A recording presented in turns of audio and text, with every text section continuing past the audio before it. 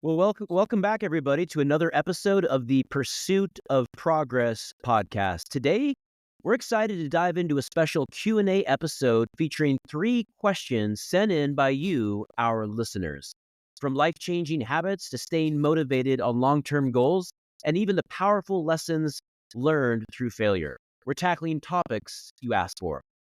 Whether you're just starting your journey or looking for the next level of growth, we think these questions and our answers will inspire you. So let's jump right in. What is up, Ben? What is up?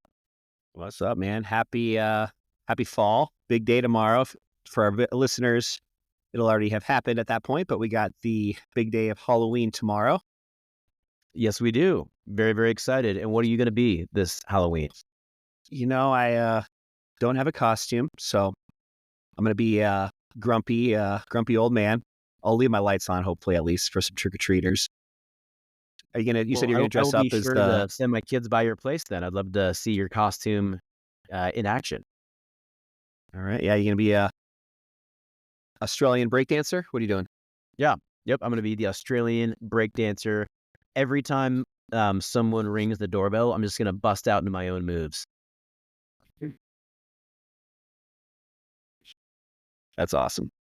Yeah. Well, I'm excited to do our episode today. It's been a couple weeks since we've recorded. We had to record our last 2 episodes at the same time. So it's been 2 weeks since we've been on air together, recording some new content for all of our listeners out there. And this one that we're sharing today, guys, is just another Q&A episode. We wanted to get back to you on some of the questions we've been receiving over the last couple of weeks and hoping that we can just provide a little bit of value today and hopefully inspire you guys to pursue a little bit more progress. That's right. So, What's go our ahead, first Ben. question? I'll go ahead and I'll ask the first question. I'd love to get your answer first on this one. So somebody sent in the question, what's one habit that you've adopted that's had the biggest impact on your life, and how did you make it stick?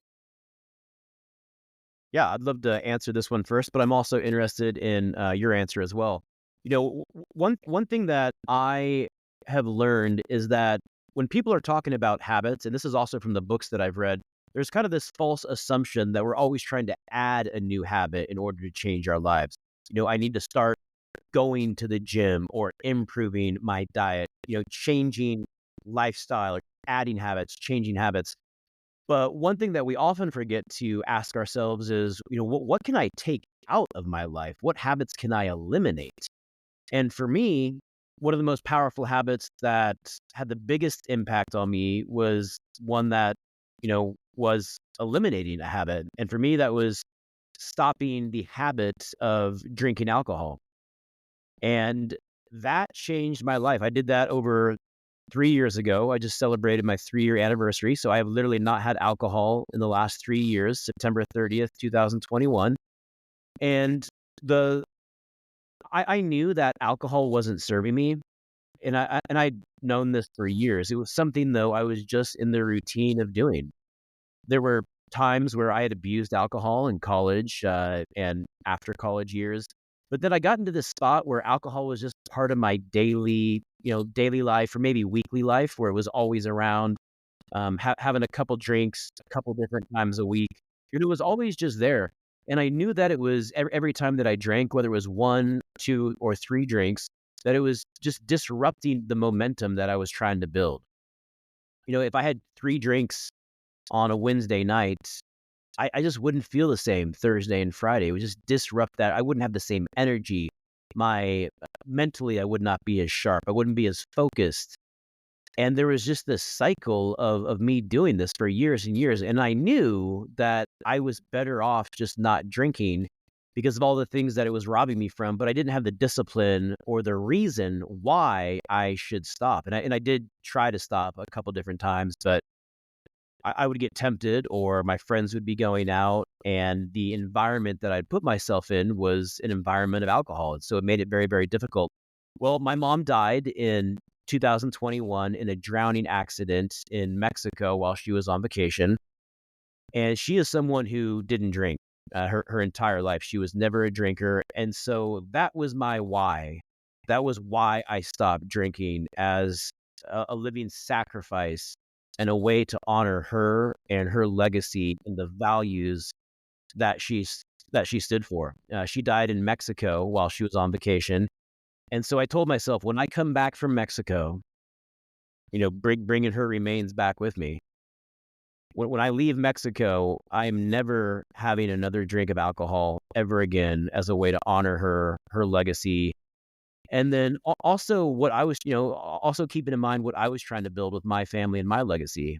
And to this day, I have not had alcohol. And so I've stood by that. A lot of times you hear people talk about like, they like, I know like, AA meetings have talked about this on different podcasts I've listened to, or people are trying to get over different other substances. It's about like the reason why people fail over and over again. And you really don't succeed and really kick that habit until the pain is so great that it really, forces you to make a drastic change. And Hmm. I like how you kind of use that opportunity in a really challenging time in your life to have something that's bigger than yourself, but also just an additional layer of motivation behind, you know, your accountability and just keeping with that and not, caving in and relapsing, or I hate to even use the word relapse because it's not like you were, drinking a candle every night, but, I mean, just like that whole concept of just having a bigger purpose, a bigger reason behind why you're stopping something. Yeah, her death was definitely something that really awoke me spiritually. It was a spiritual awakening for me, and I've had two of those. That was the second one. And when you have these moments, a lot of time there's a lot of pain that's involved. It can involve some type of. It usually involves some type of life event, loss of a family member, something very loss of a foreclosure on a home, career ending, some major trauma. But in these life events, there's also these little opportunities and blessings that come with them, to where you are awake. You have awoken, and you have an opportunity to change or redirect your life. And so for me, that's what I did here. And part of the reason I was drinking, it just started off socially, but then over the years, it's like, we're going to go to a happy hour. I'm going to have a couple drinks there, or I need to go give this speech or talk in front of all these people, and I'm going to have a couple of drinks to take the edge off. What that was really doing, though, was just masking, and me not allowing myself to deal with the issues that were holding me back, and really not develop myself and who I was called to be. I haven't drank in 3 years now, and I'm so much more confident than I have ever been. I'm not afraid, at all in social settings. I'm still introverted, so I still, that's who I am, and I do get exhausted if I'm in a social setting for too long, but I love socializing now. I can go dance without alcohol. I can give speeches without alcohol. Life is so much more fun and fulfilling for me without alcohol. Yeah, I think of, some of the most successful people, in the world, and a lot of them have that same commonality where they've eliminated, drinking, or in other cases, other substances completely out of their life. Even like hate him or love him, Donald Trump would be an example of this. Just thinking of how he's never had a sip of alcohol, any drugs, um, just having a different kind of baseline of where he's comfortable with socialize, all that stuff. It's just, I think when you abuse alcohol, and I'm speaking about myself here as far as in college and earlier in my life, you create a false sense of what the norm is at that point. So instead Yeah. of going out to to a social event and just having it be just a normal everyday, something just you're doing, all of a sudden now you have to have a few drinks in you just for that to then feel normal to go into that setting. And that's a Mhm. slippery slope because um I think I'm still paying the price of that, years later, where I still don't feel as confident and comfortable going out to certain social events sober, just because of that, just still having a little bit of that in the back of my mind. So Yeah, and that was the other thing that I learned. I was constantly putting myself in these situations and the environment of alcohol. And once you remove yourself from the environment, a lot of times it's bars, or you're going to a baseball game or before a football game. when you stop doing those things, the temptation is then just not there. So removing yourself from the environment is very, very important. But then also look at it as I need to be who I'm called to be. I need to be able to grow into the person that God has called me to be in. And if I keep doing this thing, I'm not going to be able to do that. Yep. So that's Oh, my response. Let's hear yours. yeah. So again, guys, just to recap on the question. So what's one habit that I've adopted that's had the biggest impact on my life, and how did I make it stick? So I wanted to kind of get a little bit deeper than using the same, kind of habit that we've talked about on a few of our other podcasts, just with the concept of being a morning person, exercising first thing in the day, starting your day off with a small win. So that obviously is something also that I think you and I both are very big believers about. But I wanted to share one that's a little bit of a habit. It's also more of just, I think, a skill that I really feel has been something that's allowed me to scale my business much faster than the average person, and also continue to use that same skill to further grow. And this is a little bit more of a business related skill set than personal, but it could also be applied to other areas of your life. And that's what I call the 10-80-10 principle. And I didn't come up with that. I actually heard it from one of my good friends and mentors, Eli Schmidt. And when I started doing a little bit more research after learning it from him, I think it's been around for a while. And you can also actually take this concept and run with it in a few different directions. But what I'm referring to, this 10-80-10, is delegating tasks and just being able to be very structured on how you tackle new projects, to work on what's the most important for yourself, but then Mhm. passing on the duties and delegating to other people that can also carry the torch and just get you to the finish line quicker and with the least amount of effort on your behalf. So then you can be, tackling other projects that are maybe higher dollar type tasks, or at least just being more productive with your time. So 10-80-10. So that first 10% is really key. And that's kind of the exploratory, just the research phase. You're just actively involved in defining what the scope of your project is, setting very clear goals, establishing the vision for what a successful outcome would look like for that project. Just really like where you lay out all the groundwork, gather all the essential information, you identify the key objectives for whatever you're working on, just all that kind of stuff. And then once you have that clear strategy in place, what's really crucial then is you just set the expectation for whoever it is that you're delegating the project to. And if you guys are, working on, computers, if you have a desk type job, one software tool that I would recommend you guys check out is called Loom, Loom. And it's just this screen recording software, kind of like what we're doing on like a webinar or on a video podcast. But what you can do is you can just talk to the video as it's recording and just explain to your assistant or whoever it is you're delegating to, just give them a little bit more in-depth explanation of what exactly it is you're trying to accomplish.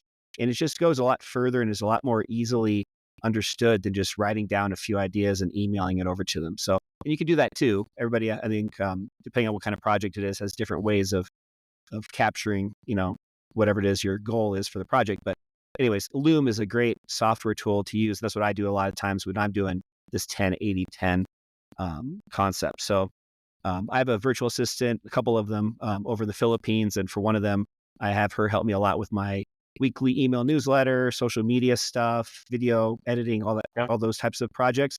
So I'll use this 10-80-10 with her all the time. So again, that first 10 being really, really clear, as descriptive as you can on what the project is and what you're accomplishing, what your goals are for accomplishing it. Then you get into that really the meat and potatoes, which is that 80%. And that 80% is where you're delegating and you're letting them execute on your vision and on your project, whatever it is that you've explained to them. With these core objectives outlined, that 80% phase is really where most of this execution happens. It's where that delegation really kicks in and you really pass the tasks completely off to whoever it is that you've deemed as being capable of carrying the torch and just actually executing on the project. So you're right. By doing this, you're really not having to focus that much of your energy on the day to day or just the actual doing the stuff. It's really more about being that visionary and delegating it to somebody else. Um, you know, Mm. the last 10% is, I think, the most critical. And what this is basically just reviewing whatever that person that you delegated it to accomplished, just ensuring that everything is exactly as you had, hopefully Mhm. wanted it to come out. And the big one is just quality control. So if it's like a video that they're editing, yeah, it might look great. You might just say, yeah, I'm sure it's fine. You need to actually take that last 10% seriously, actually review, is this in this example, watch an entire video, make sure the captions are correct, make sure there's no misspellings, just still have that higher level of professionalism and quality. Because a lot of Yeah. times what happens, and I'm speaking for myself here, a lot of times people will just kind of skip that last 10% and just, oh, I'm sure it's fine. And Mhm. that can really be dramatic in the quality that you actually put out, Um, Yeah. so don't Absolutely. rely on that. Absolutely. So anyways, 10-80-10 principle. If you guys want more info on that, feel free to reach out. I'd love to share more on that one with you. Yeah. All right. Well, question number 2 here. How do you set and track goals in a way that keeps you motivated and on track over the long term? And so this is our second question from one of our listeners. I'll go first on this one. So, when it comes to setting and tracking goals, I'm a huge believer in using KPIs, which are it's an acronym for key performance indicators. And these are just, a action something that's measurable, and it just really helps you stay focused and driven over the long term. One of the quote that I've always thought of is just if you don't measure it, you can't manage it.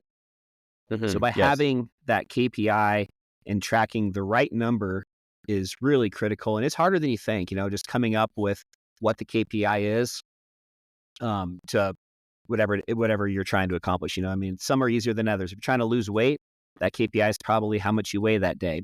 But some other types of KPIs, if you're really focusing on like growing your business or maybe specific projects, sometimes it's not always that easy. So it's something that's going to take trial and error. And just, the more you start to do this and apply this to other projects and just things you're working on to improve, I think you guys will start to, get a little bit more specific on understanding what types of measurements actually can be, accurately measured. The only thing I'll add to that is, I think, just as important is don't have a bunch of KPIs and different data, different numbers that you're measuring just to have them. Don't look at this as like a contest or like as a way to brag to other people in your company or whoever you're potentially reviewing some of these with. Just because you have a bunch of KPIs doesn't really mean anything, especially if you're not truly using it to improve. I think what happens is when you have a bunch of KPIs, you kind of get lost in the weeds and then you don't use any of them. So my last just recommendation would be whenever you do come up with a KPI, and I actually heard this from Alex Hermosi just a couple of days ago. He was talking about this as well.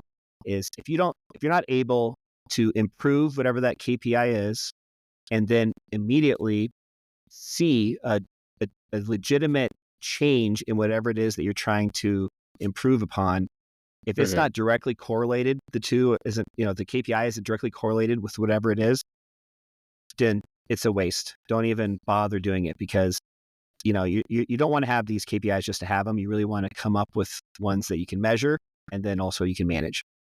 Mm. Okay, great. What about you? So again, guys, the question for the second one is just, Ben, how do you set and track goals in a way that keeps you motivated and on track specifically for the long term? Yeah, so for me, I identify first what brings me fulfillment. What are the things out there that bring me fulfillment or the things that I want to improve on? So I use that as my first indicator that then allows me and helps me identify the things that I need to focus on.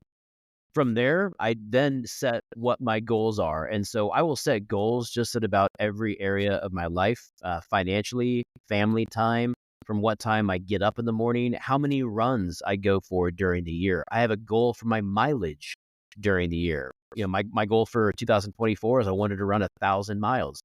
And I'm on pace to hit that, even though I've been injured the last 2.5 months that I haven't been able to run. I have goals in virtually every area of my life.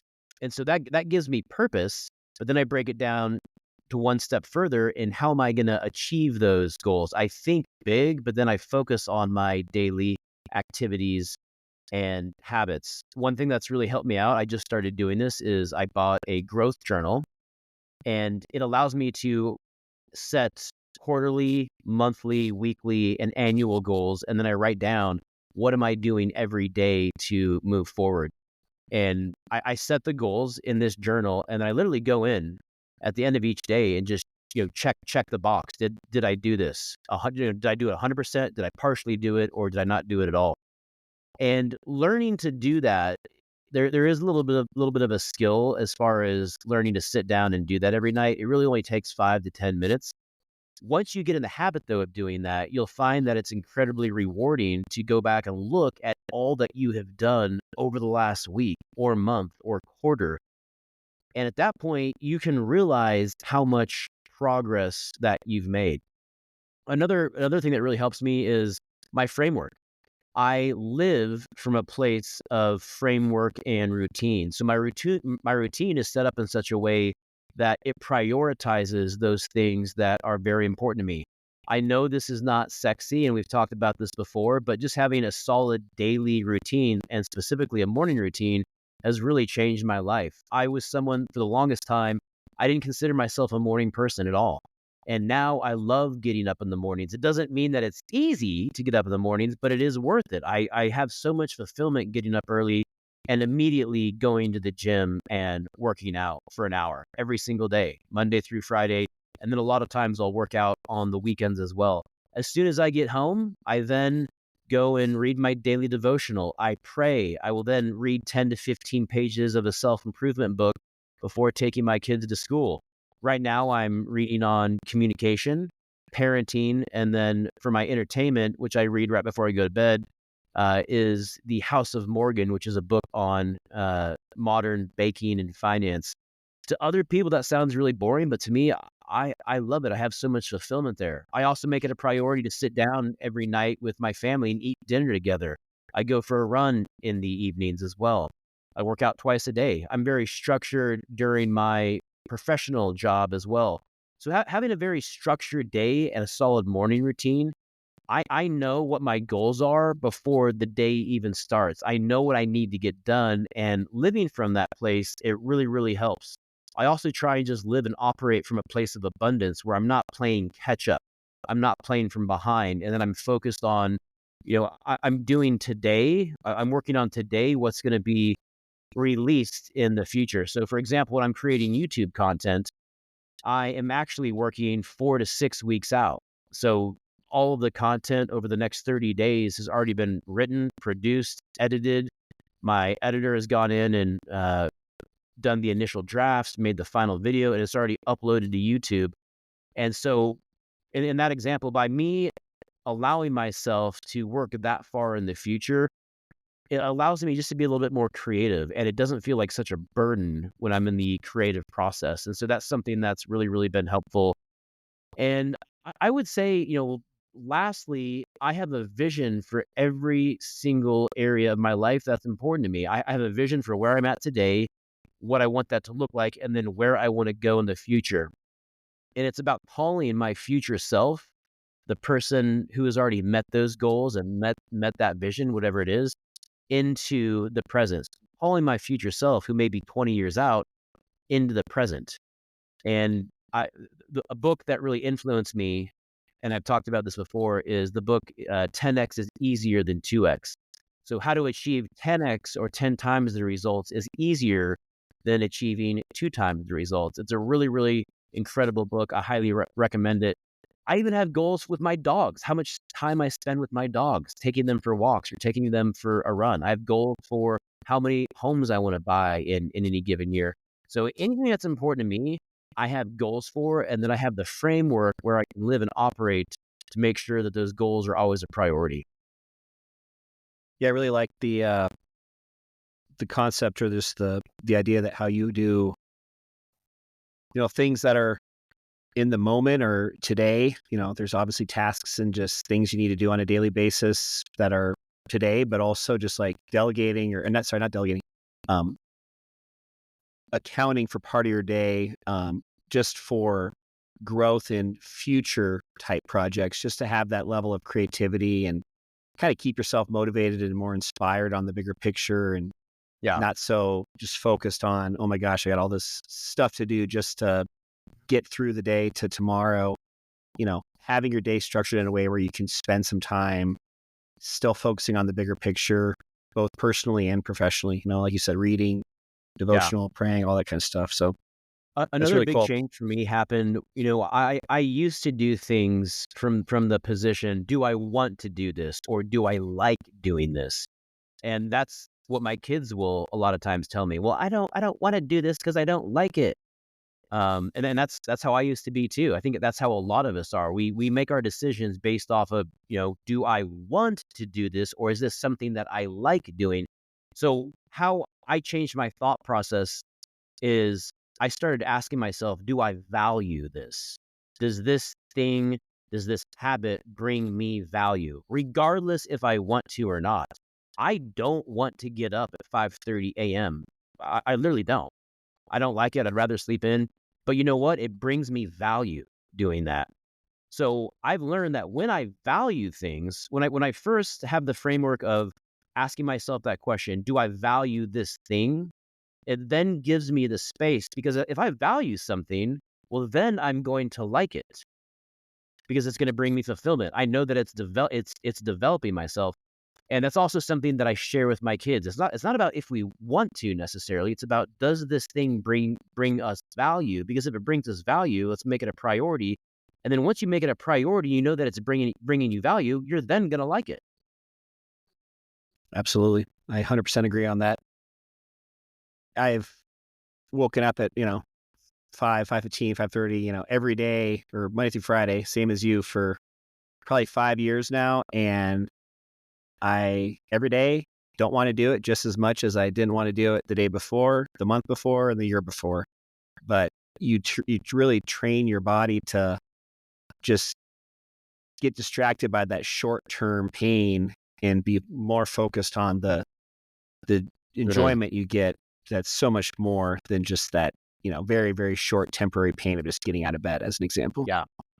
It's funny because everyone is always talking about a morning routine and what they're doing in the morning, their morning habits. But have you ever heard anyone talk about an evening routine?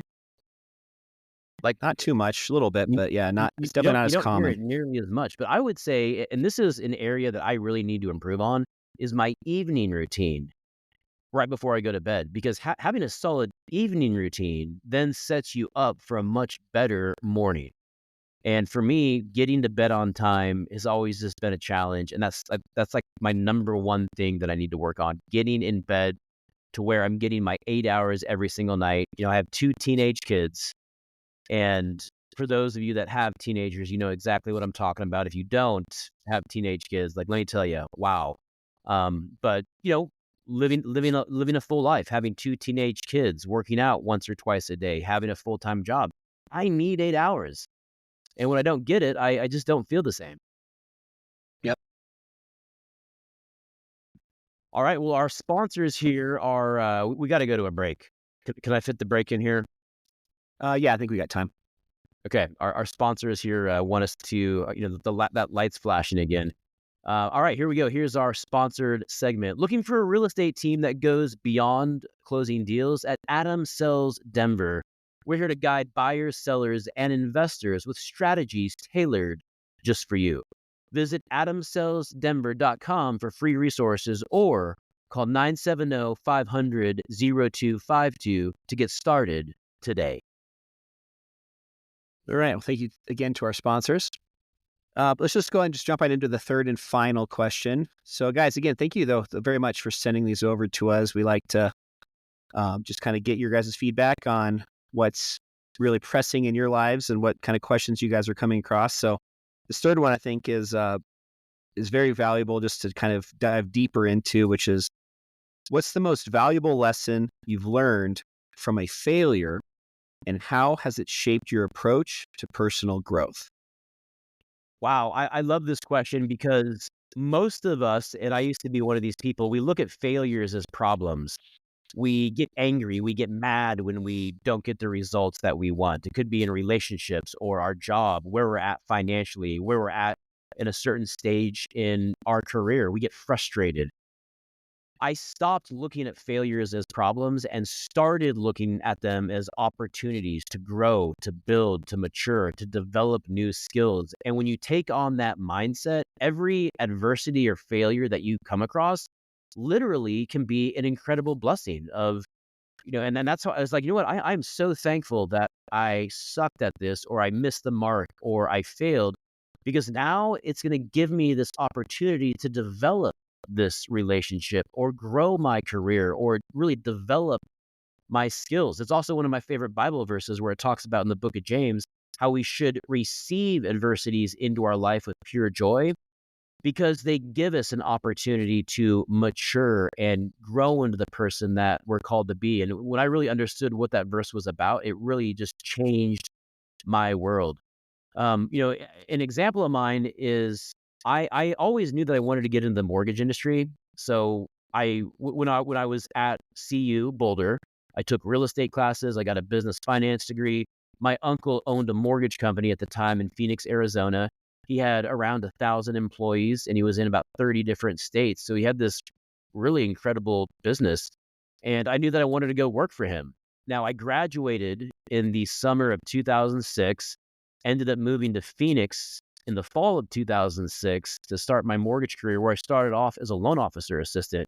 Well, if you recognize those dates from what happened with the housing crash, you'll know that that was pretty ominous timing to be getting into the mortgage market. So I was a loan officer assistant for about a year and a half. And right as I was getting ready to go on my own, the market really just came crashing down. The stock market had crashed. Housing values were plummeting. Credit was tightening up. All of the subprime mortgages that had been originated in the years prior were going into foreclosure. And there was just chaos everywhere.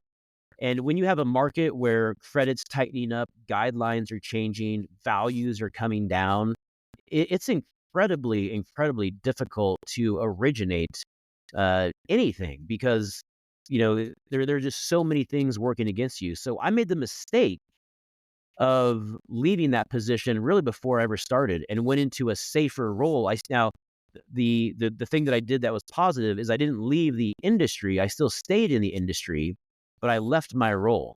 And the reason that that was a mistake is because I was in my early 20s at the time. And if there's ever a time to really have the opportunity to tough something out, I didn't have any kids. I wasn't married. I could have toughed it out, even though I didn't have a lot of financial resources. I was only providing for me. I didn't have I didn't have any pets, no kids, nothing. But I made the decision to pivot roles. And so the one positive thing that came out about that is that I ended up learning the industry really, really well. I went into mortgage processing. I learned how to close. I worked in the lock department where investors deal with interest rates and different banks. I also became an underwriter, where the underwriter is the individual that goes through and qualifies the loan applicant and either says yes or no, this person is approved or not. I learned how to calculate income for self-employed customers. I excelled at understanding and reading guidelines. I got the opportunity to underwrite jumbo loans, FHA, rehabilitation loans. So I got all these incredible experiences from this failure of not being able to cut it the first time as a loan officer. So when I moved back into that role in 2017, I was very well equipped and my tool belt was very full with all of these different skills that I didn't have back in 2006 and 2007. So I probably would have been better off just staying in that role and just kind of learning the hard way. But I did come back to that role when I was ready. And since then, my life has never been the same. It's allowed me to grow my customer base, grow my income. I'm now a real estate investor. I have multiple side hustles. It's something that has really, really just changed my life. And it's a story of really just not giving up on something, even though there's been a ton of adversity. And let's face it, like right now, we're going through a pretty difficult time in the mortgage or real estate markets. And what's so different about this time is that it's the slow choke. Back in 2007, 2008, it happened so quick where the market literally just crashed over a 12-month period. And this market that we're in right now, I mean, we've gotten choked out over the last 3 years. We're going on year three here of a really, really difficult market. And so, but when you have gone through enough and you've seen enough of the up and downs, your skin just gets a little bit thicker and you know how to deal with this stuff. Yeah, what I would add to that too is getting to the point where you can almost get motivated, not by seeing other people fail, but by seeing other people just throwing in the towel. Um, and just, these opportunities like right now in the real estate industry are, you know, basically times where a lot of the herd gets thinned out and just more opportunity is present and waiting for the people that do persevere and not Yeah. give up and use this again as a way to learn and grow and not really consider it even a failure. It's just a speed bump towards, the path that you're on and where you're trying to get to. So I think just I try and remind myself of that with regards to the real estate industry right now is just, competition is weaning out. There's less people right now. There's Mhm. going to be a lot more opportunity when things do turn around, and they always do. That's right. And it's also a great time just to really focus on skills, grow your skills, learn how to become a more valuable professional, learn how to become more valuable to your clients. And so those are also things that I've been working on where when the market does get a little bit better, a lot of these systems and new skills are already going to be built. And, just my response to the question is very similar to yours. So we don't need to ask the question a second time. I'll just add a couple other things. Just really just looking back on my kind of biggest accomplishments so far in my life, and they almost always are immediately after a huge failure. It just seems Yeah. like uh, there's definitely a rhythm or a frequency that's fairly consistent when it comes to that. And I think the more reps you get of failing and then seeing that growth afterwards, I think doing that enough times, you then can almost start to identify when you're Mhm. failing. And instead of being upset and down and frustrated, which obviously there's no reason why you shouldn't be like that in times, but you also kind of get a little bit different kind of mindset around that and a little bit of motivation almost where you know that, hey, I'm going to embrace this feeling I'm in right now, this failure, this struggle, and just understand that, as long as you stick with it, there's a lot of opportunity and just success right around the corner Yeah. if you persevere. Yeah. That's great. And it's so true. Well, guys, I think all three of those are really good questions. I appreciate, and I know Ben does too, you guys sending those over to us. Before we close out, just as always, we really appreciate all of our listeners and you guys engaging with us. If you do have questions or just any feedback, maybe suggestions for a future episode, maybe you'd like to be a guest on our podcast in 2025, shoot us a message. You guys can find us. You can find all episodes on Spotify, Apple, and video version on YouTube. On YouTube, just leave us a comment in the show notes, or if on Spotify or Apple, just find us on social media, send us a message there, and we'll be sure to respond as soon as possible.